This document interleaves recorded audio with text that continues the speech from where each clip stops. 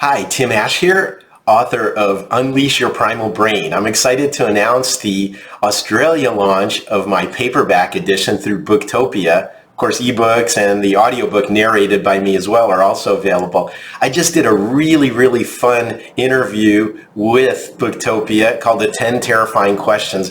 Thought I'd do it as a video so everyone could have some fun with it just like I did. So here we go. The first question is, to begin with, why don't you tell us a little about yourself and where you were born, raised, or schooled? Well, I was born in the former Soviet Union, now Moscow, Russia. My family was lucky enough to be allowed to emigrate when I was 8 years old because my dad had a Jewish ethnic background.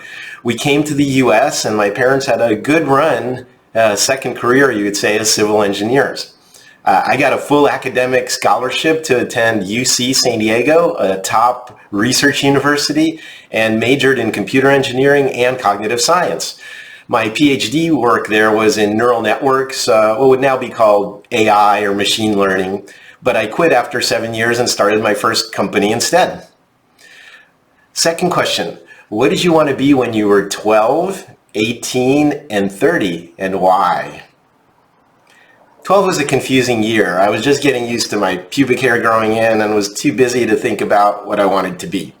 At 18, I was in college and wondering how to combine my love of art and photography with my need to have a well-paying occupation. I haven't figured it out, but I continue to make art on the side. My figurative painting and fine art photography work has appeared in gallery shows and in private collections worldwide. The website is timurash.com. That's TIMURASH.com. By 30, I knew that I wanted to be an entrepreneur, and I'd been running my own company for a year. That gave me the independence that I always craved.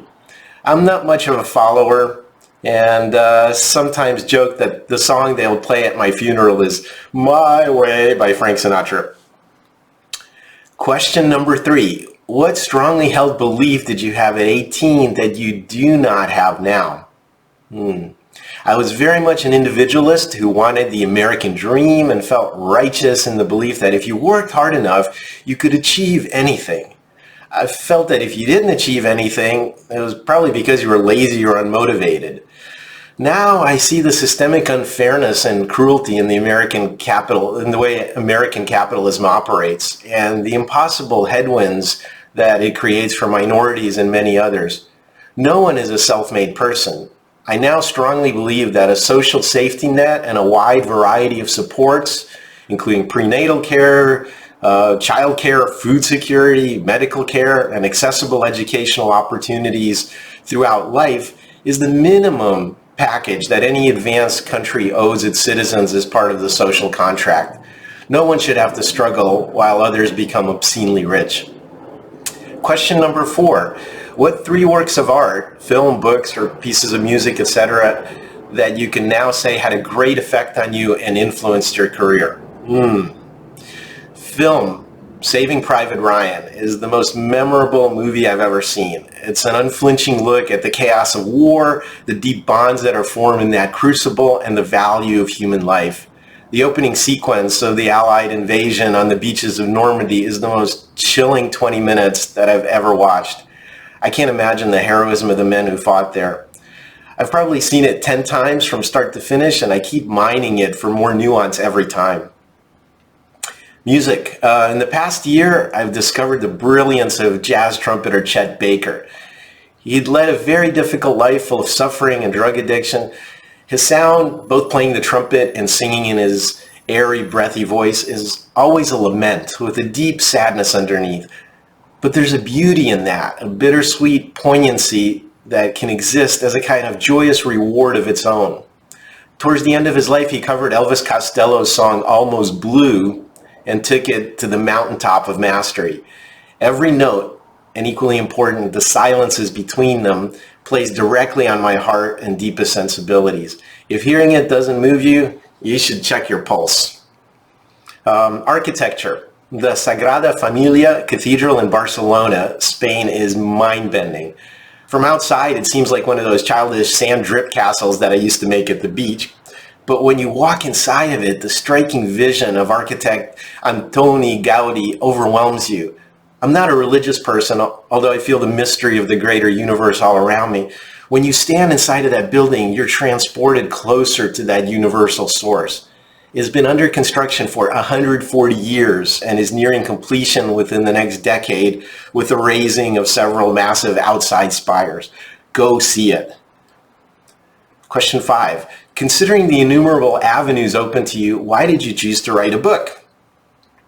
My 25 years of running a digital marketing optimization agency was fun and rewarding. We worked with top companies like Google, Facebook, Nestle, Siemens, Expedia, and hundreds of others to create over $1.2 billion in documented value. The principles that we used came mostly from understanding how people really make decisions. But I felt like marketing and business more broadly was too narrow a sphere in which to apply my understanding of the human brain and how it works. This book is a powerful way to enlighten people and give them insights into their true natures. By putting it into book form, I can reach millions of people around the world. Question 6. Please tell us about your book. My book is called Unleash Your Primal Brain, Demystifying How We Think and Why We Act. It's a very readable overview of the development of our brains and behavior. The only way to understand our psychology is to retrace the complete evolutionary arc and understand all of the earlier pieces that still function inside of us. I wanted to tie in all important aspects of being human, including motivation, memory, learning, emotions, sexuality, language, culture, and our hypersocial natures. But I wanted the book to be accessible and not weighed down by a lot of scientific jargon. I'm proud to say there's not a single citation or footnote in the book. It's an exciting and colorful read. The book is about the fundamental whys behind our behavior and describes what all 8 billion of us on the planet have in common. I'm confident that it'll serve you whether your goal is self-knowledge, improved relationships, or more effectiveness at your job. Number 7, what do you hope people take away with them after reading your book? I hope for several outcomes. To puncture false beliefs under which people have operated most of their lives. That we're rational and cold logic is our greatest asset.